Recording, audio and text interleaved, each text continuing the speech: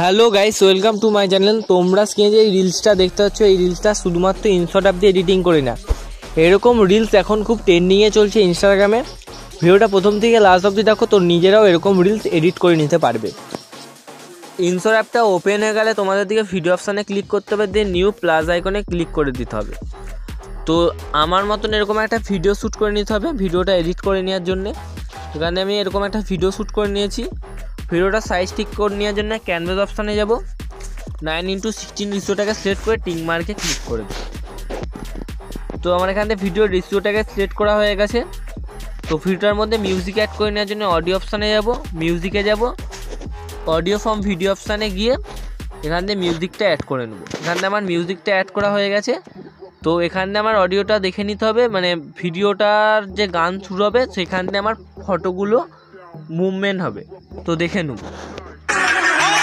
তো এখানে অবধি ভিডিওটা থাকবে, বাকি অংশটা কেটে বাদ দিয়ে দেবো।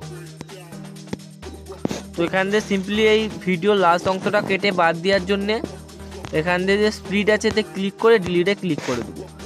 লাস্টের পরে ফটো অ্যাড করে নেওয়ার জন্য এই ফটোটা উপরের দিকে হালকা স্ক্রল করলেই ফ্রিজ অপশান থাকবে, এতে ক্লিক করে দেবো। দেখতে পাচ্ছ আমার এখান থেকে ফটোটা অ্যাডজাস্ট হয়ে গেছে।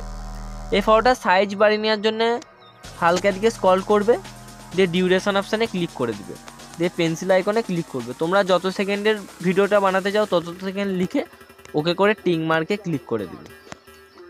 তো ভিডিওটার মধ্যে এবার কালার গ্রেডিং করে নিতে হবে। তো প্রথমে আমি ভিডিওটার কালার গ্রেডিং করে নেব। এখান থেকে ফিল্টারে চলে যাব, অ্যাডজাস্টে চলে যাব। তো আমি আমার মতন এখানে একটু কালার গ্রেডিং করে নেব। কনস্ট্যান্টটাকে হালকা বাড়িয়ে দেবো, সিচুয়েশানটাকেও হালকা বাড়িয়ে দেবো। এই যে HSL এইটাকে আমার ব্যাকগ্রাউন্ডটা সবুজ করে নেওয়ার জন্যে এদিকে সবুজ করে দেবো সব।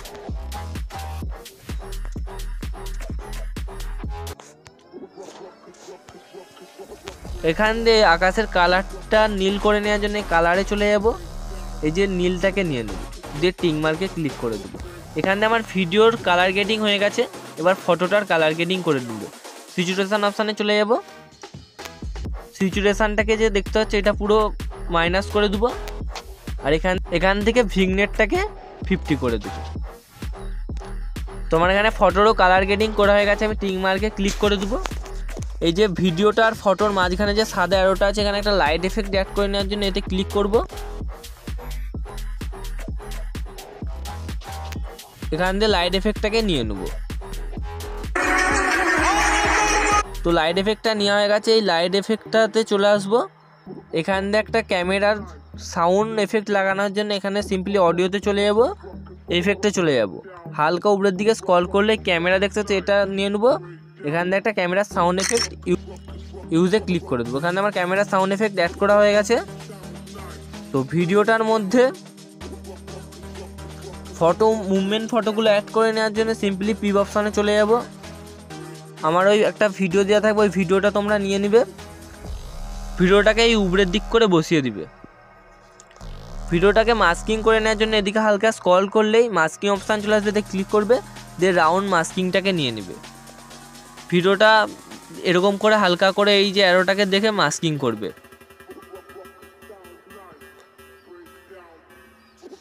তো এখানে আমার ভিডিওটা মাস্কিং হয়ে গেছে, দেখতে পাচ্ছ। ভিডিওটার মধ্যে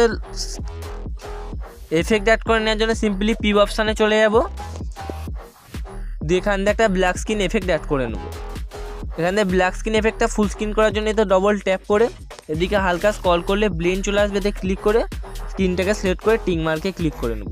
ভিডিওটার মধ্যে লিরিক অ্যাড করে নেওয়ার জন্যে ভিডিওটার প্রথমে চলে যাব, পিপ অপশানে ক্লিক করব। এখান থেকে লিরিক্স ভিডিওটা নিয়ে নেব। লিরিক্স ভিডিওটাকে অ্যাডজাস্ট করে নেওয়ার জন্য উপরে হালকা স্ক্রল করলে ব্লেন্ড চলে আসবে, এতে ক্লিক করে স্ক্রিনটাকে সিলেক্ট করে টিক মার্কে ক্লিক করে দেবো। লিরিক্স ভিডিওটা এখানে অ্যাডজাস্ট করে বসিয়ে দেবো, এই নিচের দিক করে, দিয়ে টিক মার্কে ক্লিক করে দেবো। এখানে আমার ভিডিওটা অ্যাডজাস্ট করা হয়ে গেছে। পুরো ভিডিওটাকে এবার সেভ করে নেব। তার জন্য এক্সপোর্টে ক্লিক করব, আবার এক্সপোর্ট এতে ক্লিক করে দেবো।